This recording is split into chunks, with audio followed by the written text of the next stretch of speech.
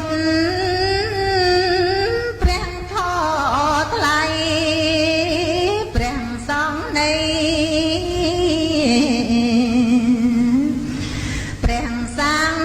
សនា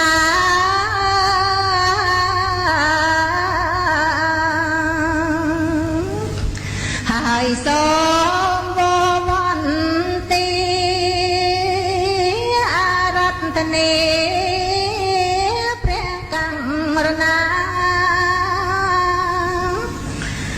សំដែ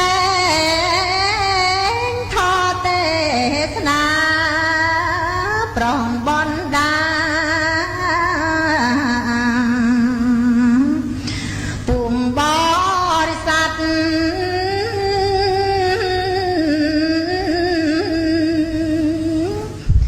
ដែលមានទុកជាប់នៅ